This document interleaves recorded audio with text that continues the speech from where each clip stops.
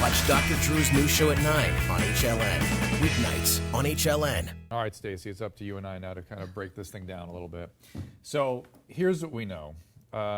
First of all, women, in my experience, you corroborate this with me if you agree, that the women I've dealt with that engage in these sorts of behavior usually have very, very severe psychiatric problems. They're either addict, just a drug addict, sex addict, severe bipolar, or like severe personality disorders, like multiple personality disorder, that kind of thing. Has that been your experience? That has been my experience. Yeah. We also see definite low self-esteem, a problem with relationships of people their own age. And so in a way what they're doing is they're seeking a target that they think they can hit. They're going for someone younger who's not going to reject them. Well, often in my experience, again, it's interesting that Mr. Amormino mentioned that the husbands were concerned about, or the wives were concerned about their husbands with this woman, and that often these guys are sex addicts, and often these sex addicts that are women were sexually abused at a young age, and that makes them more prone to potential of acting out on children. Have you seen that? Yeah, I've totally seen that. And I think that the reason that these wives were picking up on something is she's clearly a predator. So there were predatory instincts that these women were picking up on. Hypersexual, and they over-sexualize. Yes. And so that's something to keep in mind. If you see somebody that's hypersexual, it's not normal. It's a problem, and it can lead. Listen, the person who's hypersexual can cause as much pain for themselves as for other people. It's not an okay thing.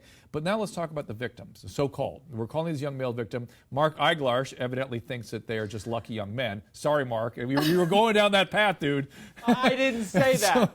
Back then, you were with going some down of the that teachers, path. I was just thinking of some of my teachers back then, and little did I know I was saying, please victimize me. But that was back then. I understood. I understood, yes. And I don't want to make too much light of this because that's where this unfortunately goes in the public discourse. The reality is, and Stacey, again, correct me on this, is that the young boys, young men too sometimes, the underage males that are acted out upon have a horrible prognosis. When you look at those kids that are the object of this kind of sexual acting out and predatory behavior, they end up with lots of problems behaviorally, with the legal justice system, personality disorders, and increased drug and alcohol use. Has that been your experience? Yes, and definitely problems in relationships. And we were talking about shame earlier. Someone brought that up. And the shame for them is a little bit different. They're ashamed to come out because there is this sort of social point of view for a lot of men that's cool. It's great to be with the older woman. She's the woman that you want. There's the cougar phenomenon. And so they feel ashamed to come out and admit that they're uncomfortable, that it's causing problems for them. And sometimes that discomfort is sort of deeply emotional that they can't quite process or even put words to or might not be aware of it. They just sort of, it's overwhelming to them. It's a little more than their developmental stages can handle. Right. Yes. And they're at such a point where they're trying to become a person, an adult, that all of that shaping ends up altered. But they're kids. Okay.